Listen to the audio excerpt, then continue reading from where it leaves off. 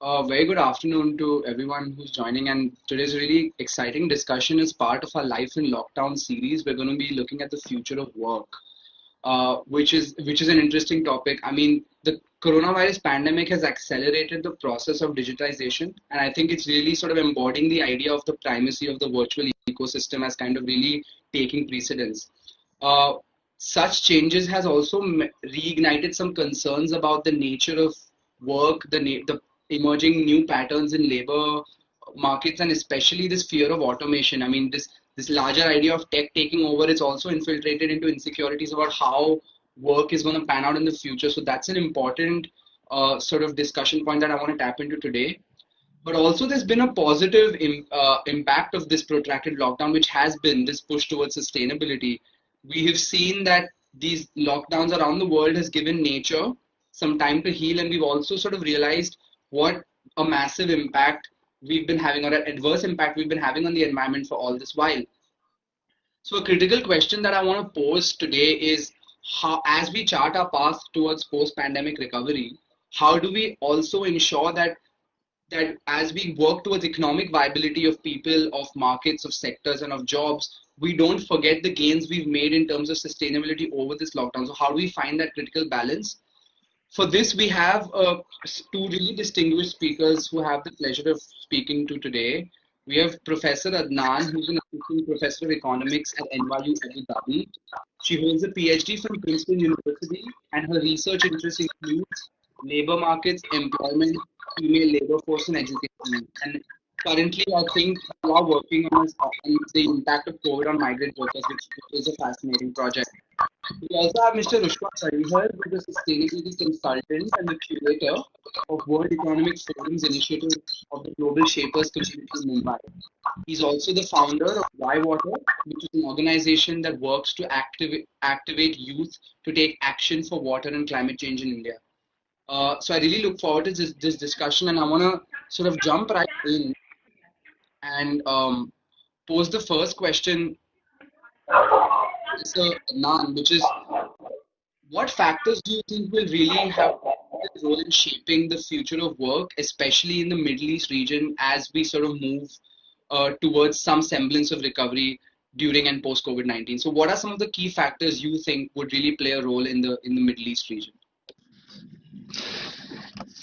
Thank you so much for the introduction and for introducing us to both, for introducing me and introducing Rushva. Well, I think there are many factors, but I think one thing that COVID has highlighted is that we have a lot of weaknesses in our labor markets. So, for example, we've already known that there are huge differences between high-skilled and low-skilled workers. That is something that has always been very clear. But what COVID has done is that it has kind of forced us to look at this a little bit harder. So instead of looking at things like wage differentials, we are now looking at other differentials, not just differences in wages, but differences in, for example, job security, differences in medical insurance, differences in job amenities. There are papers now showing that differences in job amenities and benefits are actually bigger or just as big as differences in wage inequality, which has always been the kind of measure, is like, oh, we need to look at, skill differences and skill differentials, but there are so many other things other than income and wage differentials, right?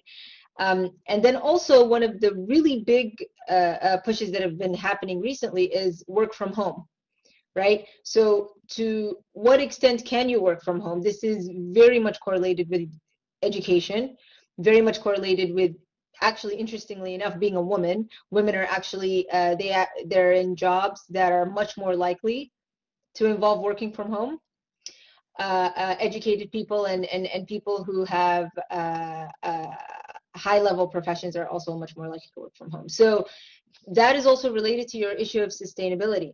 If more people can work from home, even if it's just twice a week, and even if we don't have a pandemic, but if more people can work from home twice a week, this will help a lot in terms of sustainability. And there are studies in the urban economics literature that have shown how much we can improve our environment using these kinds of methods where we don't have to force people to come in every day, especially people who commute. And so working from home is related to a lot of things, including education and skills and labor market structures and that sort of thing. So in the Middle East specifically, I think one of the biggest issues is just making sure that education aligns with the labor market. I think that's a struggle that a lot of countries have, is how do you align education, make sure that education catches up with what we need the labor market, with labor demand and what employers want, basically, in workers. Right. Yeah, I think that's fascinating. And I want to just, on a related point, ask Rushva, we really can't understand economic activity and the future of work as sort of, they are inextricably linked to the environment and its sort of functioning, right? So I want to ask you, how much do you really think the awareness about environment degradation and these sort of learnings that we've had during the pandemic and this renewed push towards sustainability, how much do you think that will actually manifest tangibly once in the future of work? I'm talking about a considerable amount into the future. Do you think we're going to still remember the importance and the sort of fear of an excessively carbon of having an excessive carbon footprint and those things? So are we going to sort of come to terms with these two contradictory realities of economics and sustainability? So, first of all, thank you for that question, and thank you for having me on this panel. I think that what COVID-19 has done is that it has highlighted the issues that already existed within our society. It has highlighted the problems of the high carbon economy. It has highlighted very, very, very clearly problems of diversity and inclusion, because different people have been impacted very differently because of the pandemic. And as we start to reimagine the economy, as we start to rebuild the economy, I think it is very important to take these learnings, to take these key important insights that we've learned through the lockdown, through the pandemic, and apply them to actually reset to reset to be better. But given that point, I think I want to also highlight another example, is that a lot of times people talk about, during the pandemic the air was cleaner, you could see nature was coming back, and most people I know, at least the people that I speak to, look at that as, nature has managed to recuperate itself, so now we can go back to polluting it once again. But that's not true. If we actually think about, look at the climate science, look at all the data that has come from the scientists who have been working on climate change for years, this small period of lockdown where things were better was just like a blip. Everywhere else now, the pollution levels are back. Whether you look at India, you look at China, you look at anywhere else in the world, everything is back to where it was pre-pandemic levels. And that is not where we want to be. We need to reset outside of carbon. We need to reset to a greener economy. And that is not because of some altruistic reasoning. It's not because, we feel like, we should be doing better for nature. No, you need to do better for nature, because if you don't, there are the ramifications of the temperature, global temperatures rising above 2 degrees is phenomenally high. Yeah. It is going to impact the way we live. It is going to impact what we eat. It is going to impact everything. And if we don't really see that big picture, we will not see the motivation to really reset. And seeing that motivation is very, very, very, very important. So I think that there are some countries who are doing really well right now. Particularly, I think if you look at Scandinavia, they're doing phenomenally well. Denmark, for example, just last week has banned petrol and diesel cars from 2030. So no more new petrol and diesel cars will come in Denmark from 2030. Lots of countries have, the UK, for example, has pledged to be carbon neutral by 2030. And these policy shifts are really important. So while we talk about the future of work, it is not just going to be from a conversation of what companies can do, what the private sector can do, but it has to also be what can policy do to make sure that the future of work is greener, it is more inclusive, and it is learning from the mistakes that we've made in the past. We cannot keep repeating the same mistakes that we have in the future. And if we talk about, I think one of the points that Professor Adnan raised, which is very, very important, which is about women and women in the workforce. When women are working from home, one of the biggest challenges that they've been having, I can tell you from experiences in India, is that when there is, the social dynamics are so skewed here. There is so much, it's like, if there's a man and a woman working from home, the woman is expected to do all the work at home as well, in addition to doing her work that she would be doing in office. And that is so messed up. I think that we need to really start having conversations, not just hypothetically, but really being like, things need to change. Right. Yeah. I just want to ask you one question on what you just said, which is what it seems like. Yeah. You're talking about, which is a problem, is that nature is still an afterthought, or the environment is still an afterthought. And what my fear is, and what does it take? If a pandemic and 8 to 9 months of introspection doesn't cut it in certain demographics in this world, what do you think it would take for nature to cease to be an afterthought and actually start really featuring as front and center of our cost benefit calculus about how we see, profit or progress in a larger sense of the word? I think that I'm going to say this, but I think that it's sad. But at the end of the day, everything that we do, all our lives are driven through economy, through money, right? So if you can see that investing in nature is going to actually give you a profit, nobody will say no to doing it. But right now, the way we think is only, we are so limited in our thinking that, the only way to travel is using cars and using some kind of carbon footprint, excessive carbon footprint method of transport. Whereas there are many other ways to do it, and so I think that if we start thinking, if we start imagining, there are solutions that exist, there are ways to do it, and make that little investment, that is what's going to show if you can see profit coming from it. And one of the biggest ways that you can see profit coming from anything is if consumers, you, me, and everyone else who's listening to us today is like, we are going to only support companies that are supporting nature. So I think that the step has to come, yes, from policy to say, we'll incentivize the movement towards a greener economy. It needs to come from companies saying, we are seeing the profit coming from it, and you will see the profit only if consumers put their money where their mouth is. Right. Because if we don't do that, then we are just talking, and I think the time for talking is over. Fair. I think I agree with you on that. Sorry, Professor, are you speaking? I can't hear you. Are you on mute? Yeah, sorry. I just wanted to add something to Rushva's point here. I think it's very important.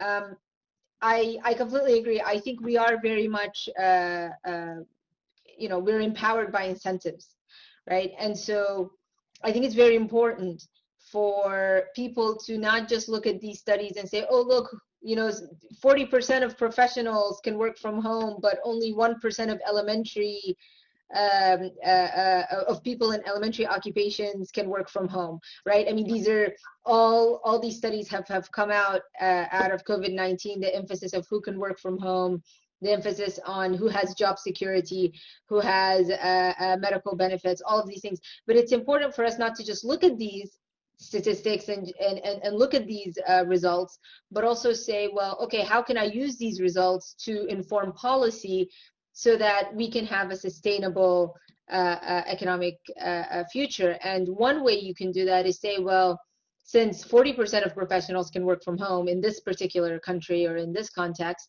then we will have a policy where, they don't commute. There are so many people that commute very long distances to work, right? And this is just not necessary. It's not necessary that this has to happen every day, 5 times a week, to and from work. You know what I mean?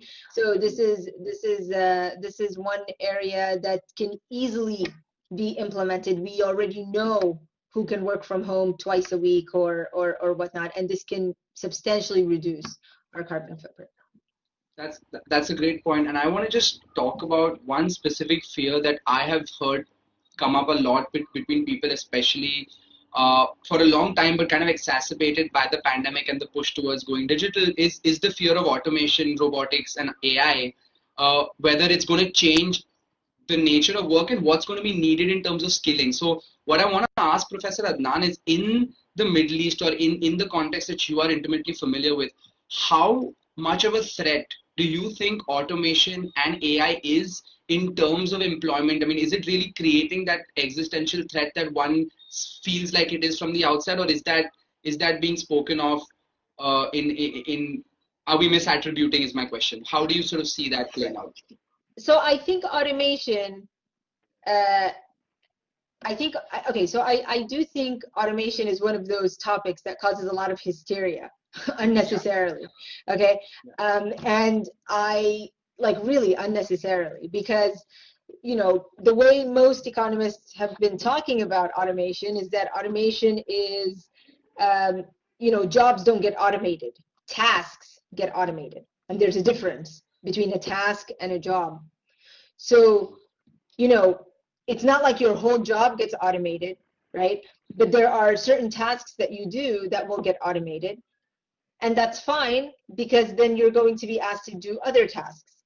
Now, obviously, all of this, the extent to which this works well is going to depend on a variety of factors, including extremely good institutions. I mean, the main issue is that we need good institutions.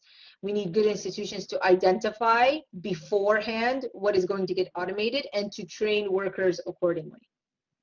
That's the ideal setting, right? Is that we need to know what tasks are going to get automated, what jobs are going to have a lot of tasks automated, and then we need to figure out how that's going to get replaced. Now, in the history of the world, right, we've had a lot of tasks, a lot of jobs that get automated, and then those workers get replaced, or they go into new jobs, right?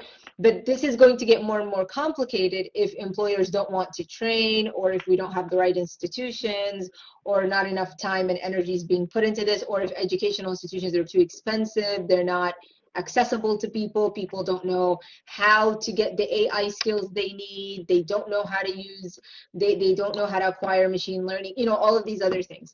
So that's the issue. In the Middle East, I would say people talk about it, people are concerned, but again, I get the sense that most people don't understand that it's not an imminent threat, and that you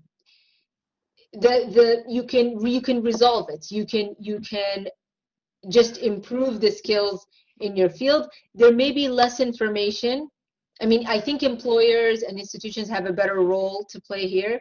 They can give people more information about how to kind of make sure they're on par, and that they're upskilling, and that their skills are aligned with their jobs. But I don't think it's an imminent threat.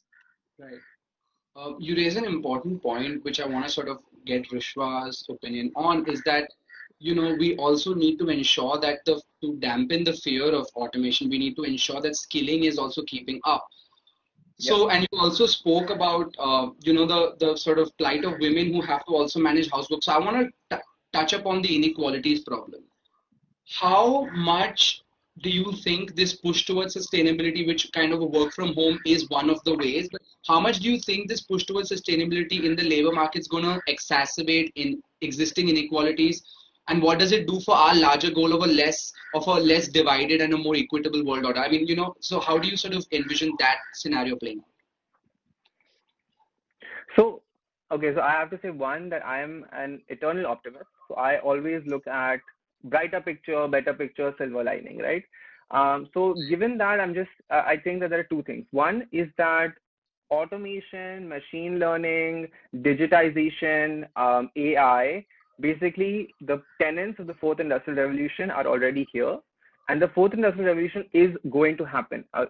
let me rephrase that. It is happening. Now, whether we like it or we don't like it, whether we are scared of it or whether we're not scared of it, whether we feel like our jobs are going to be lost, this is happening, right? Of course, as Professor Adnan already pointed out, it's not happening tomorrow.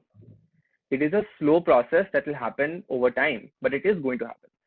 So I think that we have to take away the fear of job security, of jobs, because while, of course, yes, some tasks and some repetitive tasks that exist as jobs may get replaced with machines, but at the same time, a lot more jobs will be created to manage those machines. So jobs are not going away. New jobs are being created for every job that is going away, or for more than I think that there is you have to rethink this a little bit. You have to restructure it in your head, being like, okay, yes, jobs are not going away, but new jobs are coming in its place, which therefore, as Professor Nan also very rightly pointed out, requires skilling. Now, if you look at our education system in India, our schooling system, let's go back to like primary education, right? So primary education in India has not changed in 100 years, which means right from the the skills or the whatever we're learning in school is, they teach you how to write cursive and how to write clearly and how to improve your handwriting. I mean, who cares about handwriting anymore? We live in a world of computers. We don't need to write anything anymore. We are being trained in the same way that the British trained us 150 years ago. There hasn't been any change in that system. So if we want to actually think about jobs in the future, we have to first think about, okay, let's train, our education system needs to change. Right. And it needs to not be this like archaic 200-year-old system that was meant for clerks. I mean, the system in India was built to build clerks, like build an army of clerks. Now, we are no longer clerks. And I think that we need to recognize that and really look at revamping the system. Second, I think that is also very important is that education is not equal to skills. I mean, you will see hundreds and thousands of reports that will tell you about how unprepared our youth are who come out of colleges to actually join the workforce. Most people who have even MBA degrees are not really skilled to take up a job because they have not been taught how to work in the workforce. So I think that skills is what we need to build more than building out more degrees. And there are some amazing companies, I think, who have recognized that skills more important than degrees. So even companies like Google, IBM, Microsoft, they are all now hiring people based on skills. And I think that if we can have that kind of mindset changing, it will be the first shift towards letting go of this fear of automation. And what it also does is that you can gain a skill either on your own, or you can do it through a number of online platforms that now exist to help you improve your skills, whether it is in machine learning or whether it's in AI or in coding. Yeah. And I mean, there are companies that are helping kids at 6 and 7 and 8 code. And I think that skills is something that companies, governments, even institutions can help give to everyone regardless of where they stand in the socio-economic structure. And I think that is also going to be our path out of removing these barriers to entry that exist, because you need to have a degree from a really expensive college to get a job. That shouldn't be the case anymore. If we want to be an inclusive economy, we want to be an inclusive society, I think it is important to let go of these barriers that we've created as barriers to entry for somebody who does not have the same privileges that you and I do. And I think that everyone has a capability of thinking. Everyone I think there's thought and intelligence is not based on privilege. And I think the sooner we recognize that, the better place we are going to be to build an inclusive society. I hope that actually answers the question you asked. No, I think you make a really important point. I also get Professor Adnan's take on this. Yeah, I just wanted to kind of, I just wanted to mention something also following up on Rushva's point.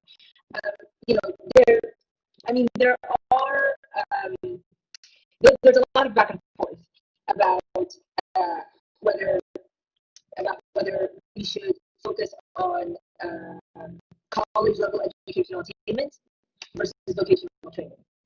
And, it does seem that we do, not in every country, and I don't want to overgeneralize here, but I just, I do think this is important. It's important to mention that having a college degree is not always necessarily more beneficial. You could have a vocational training degree, or you could just have vocational training, and that could serve you better throughout your life than a college degree. Now, again, we want to be careful because there's obviously going to be, there is an income distribution, there's a wage distribution, and so, college degrees might be important for some parts of that wage distribution.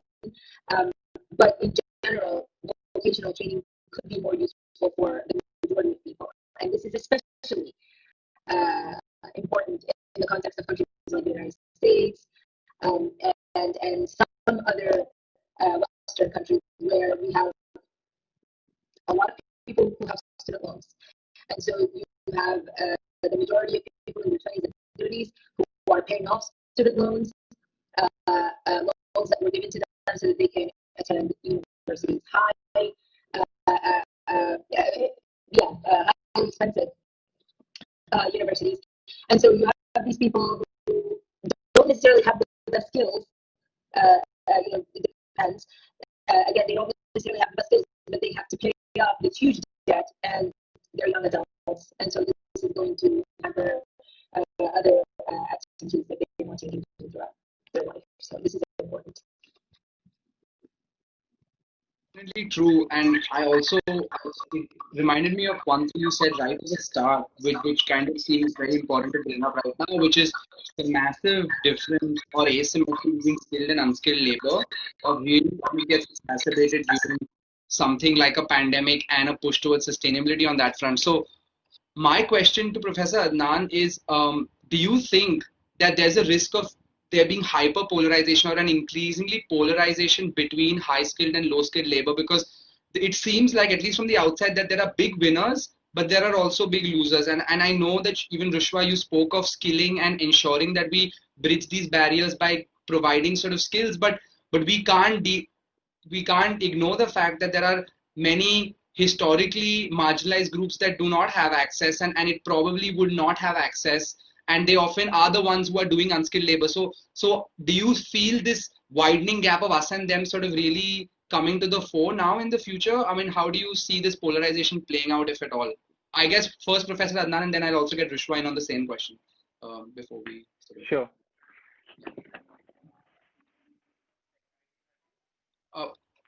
Professor, I don't think I can hear you. Can you? Okay, so yeah, so something actually very interesting about polarization is that, when a lot of economists, some economists, when they hear the word polarization, they're thinking of the fact that, you've got high-skilled and low-skilled jobs that are doing pretty well, and then you've got middle-level jobs that are doing badly. This literature has been developed in the past 20 to 30 years, and the idea is that low-level jobs are jobs where you have to do a lot of manual labor, you have to be physically present. These are elementary occupations. You can't replace those jobs very easily. Okay. Yeah. Is Prithvi still with us? Yeah. Can you not hear me? Hello? Yeah. Oh, okay. I can't see you anymore for some reason. Oh, wow. Can you see me, Rushva? Yeah, I can. Okay. Now I can. Okay. Yeah. Okay. So I don't know what happened. Anyway, my screen looks okay. Yeah, sorry about that. So so again, the idea there is that you've got high-skilled and low-skilled jobs that are doing well, and then you've got middle-level jobs that are not doing well. And the reason for that is, there are two reasons. One is automation. Middle-level jobs are getting automated, like working as working in a call center or doing secretarial work, just doing any kind of routine job.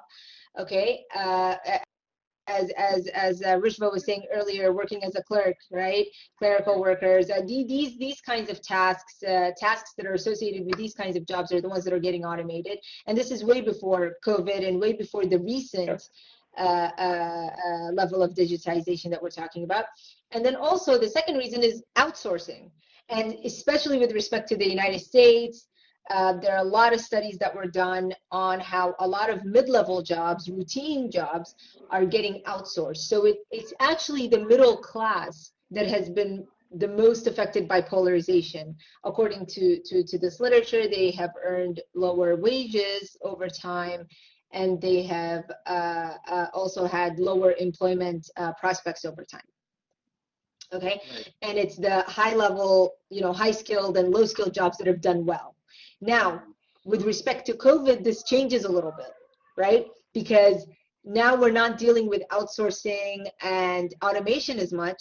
Now the problem is these low skilled jobs that used to do well because they were manual jobs that could not be easily automated. Now, these people, if they're not essential workers, they can't work from home, then they might lose their job, right? Or they might, or you might have many of them either losing their jobs or earning lower wages. So now low-skilled workers that have, even if they don't have a lot of routine tasks, their jobs are being threatened simply by the fact that you have a pandemic and a public health crisis and all these other things. And then you've got the other differences in job amenities and whatnot that were already existent before COVID. So I just wanted to just highlight the fact that when we usually talk about polarization, we talk about this U-shaped figure, where you've got low skilled and high skilled that are doing really well, and you've got the middle skilled that's doing really badly. But now with COVID, we're obviously seeing that the low skilled is also, probably going to bear, most of the brunt of the negative impacts of COVID. Rushva, what do you make of all this, especially in the Indian context? How do you see this? So, I think that, Professor Adnan is very right, that there has always been, this need for, at least in India, there has been this big need for having people who will help you with doing manual tasks. Whether it is fixing your light bulb or cleaning your home, these are, people who had jobs and were doing really well. But now with COVID, very rightly, as Professor Adnan put, these people, you may not want them to come into your home, you may want to have the social distancing, and then they are, essentially jobless. So I think that, of course, maybe that will change now as things open up again, and hopefully we'll see a resurgence. But I think that what is really important is to understand that what COVID has taught us is that there is a divide in terms of our skill sets. There is a very clear divide in terms of what are the things that we consider essential services. And I think that we need to start introspecting and really understand how can we change the way we live in a way that is more inclusive, and also it is greener in terms of we need to be more sustainable. And I'll give you 2 or 3 examples from this. And also address a point that you raised earlier about this polarization that exists, because I think that in India that polarization is very, very, very prominent, particularly between the rural sector and the urban sector. And if you look at rural India, for example, they are definitely challenged with a lot of not having the amenities or the physical infrastructure in place to really even engage in activities like work from home.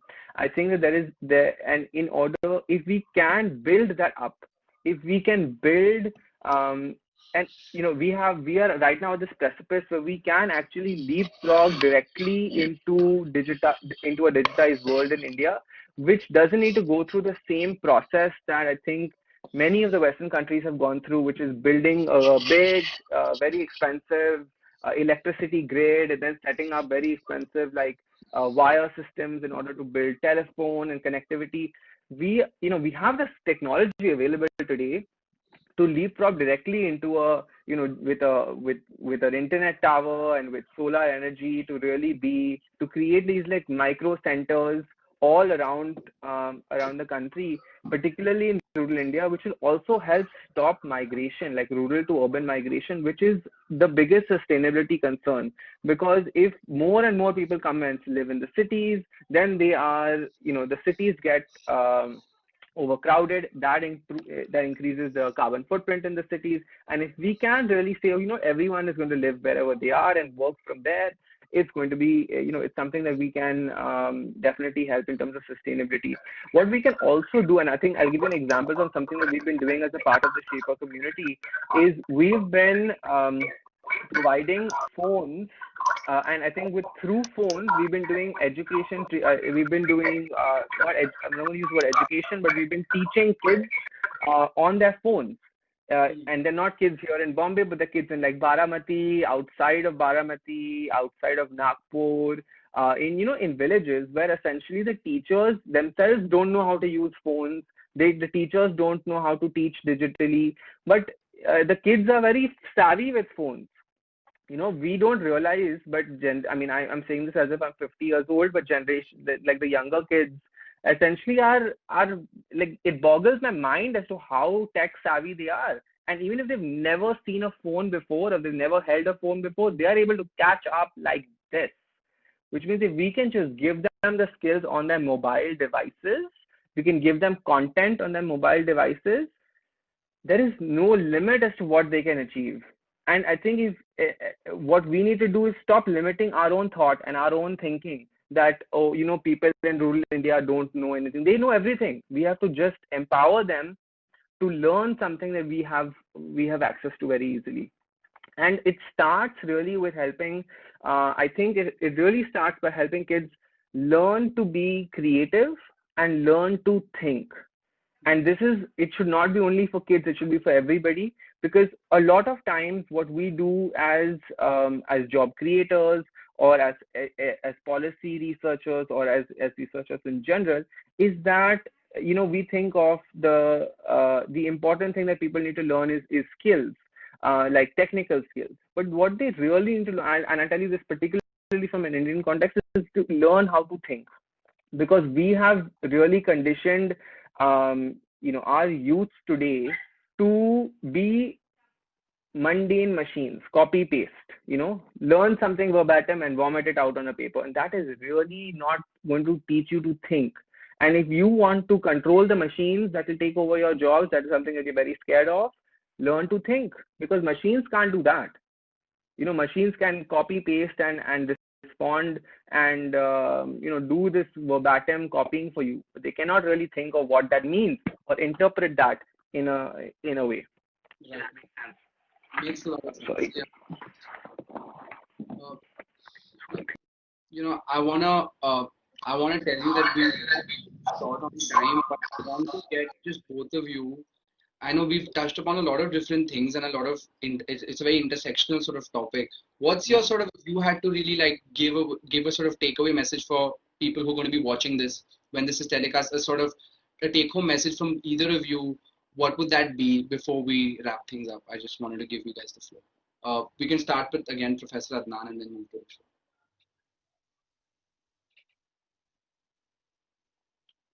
Professor, I think you're on mute. Oh my God, sorry. Yeah, so maybe I'm not as optimistic as Rushva here, but I'm pretty optimistic. So I would like to tell people that, yeah, I think COVID-19 has been really rough. The lockdowns have been rough. Hearing about the public health crisis has been really difficult. But I think the good news is we knew a lot even before COVID-19. COVID-19, to me, it highlighted a lot of what we already knew. And all we have to do is make sure that we target, we support policies that target the areas that we already knew we had trouble with. So on a personal level, you can do this, and you can do this also on other levels, on in your school, in your university, everywhere you go, you can advocate for policies that can help promote more inclusion, more equality. And I think that everyone can do this. So, obviously you want to stay safe, but policies that promote well-being, promote mental health, these were always policies that helped people be more productive. Okay, working from home, not working too many hours, not being overstressed, taking care of your health. These were always issues that were important, even prior to COVID, right? Learning things that are not just directly related to your work, but just learning in general was, again, something that we always knew was important. The point made earlier by Rushva with learning how to think, we had always had a lot of studies on non-cognitive skills and how non-cognitive skills and the acquisition and the improvement and the building of non-cognitive skills is just as important, if not more important.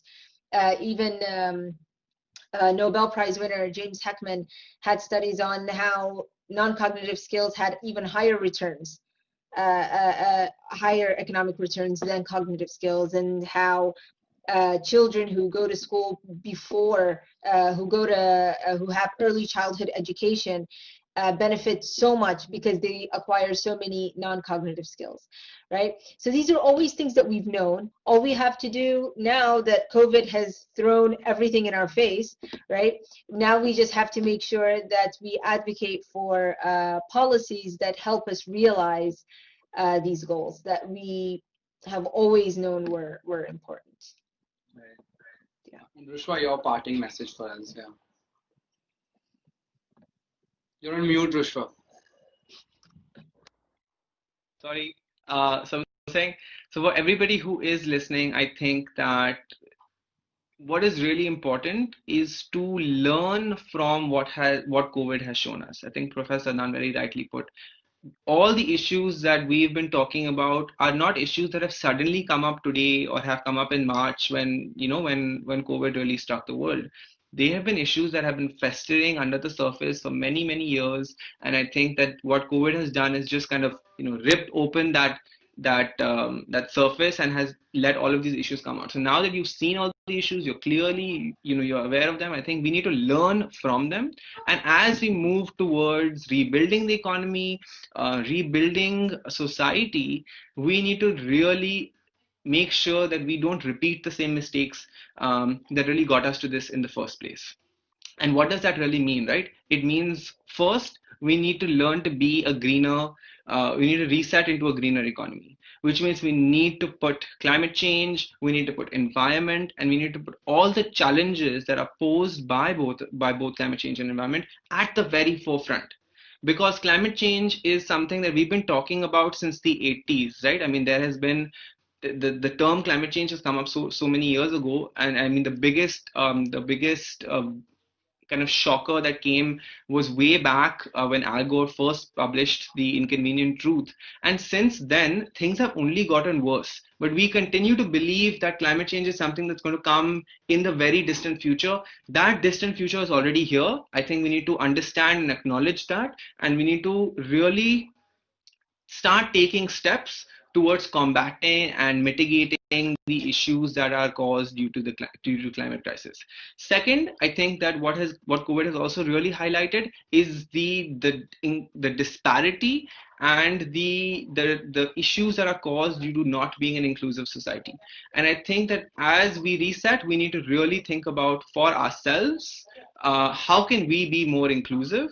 And there is enough and more data that is available right now in the world to give you, to prove to you that being more inclusive is good for you for business.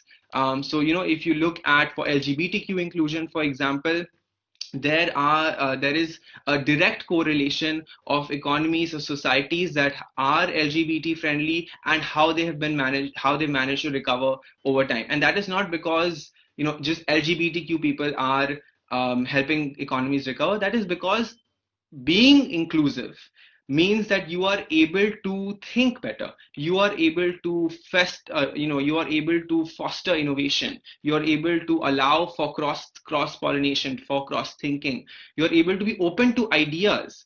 And these are the factors that really make your economy reset happen and be more successful. So being inclusive, there is a business case for being more inclusive, and I think that we need to start recognizing that and really acting upon that.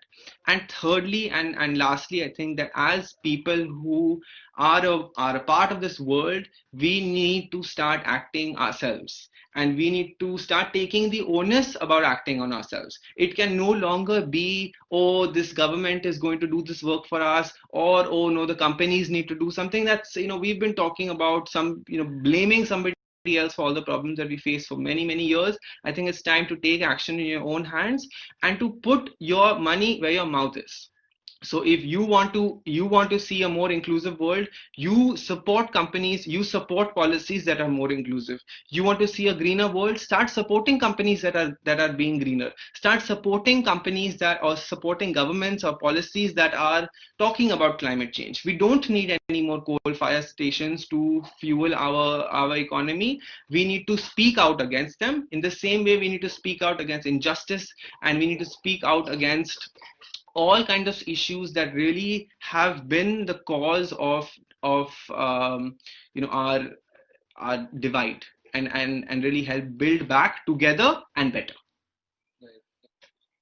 I think both of those are some really important points that both of you have touched upon, and I do hope that the world we see in the future mirrors the optimism both of you have about where we're headed. And I think the idea of taking onus, the idea of understanding that inclusion doesn't necessarily mean it's bad for business, and I think just trying to delineate those two and kind of get them together would be crucial. And I want to thank both of you for taking the time out of your busy schedules to speak with us today about these topics, and it's been a real pleasure for me to moderate this discussion. So thank you very much for your time. Thank you so much for having us, Prithvi, and thank you so much, Professor Adnan. I think that really helped me also think a little bit better. So I want to thank you for being on this panel as well, and thank you really, Prithvi, for having us.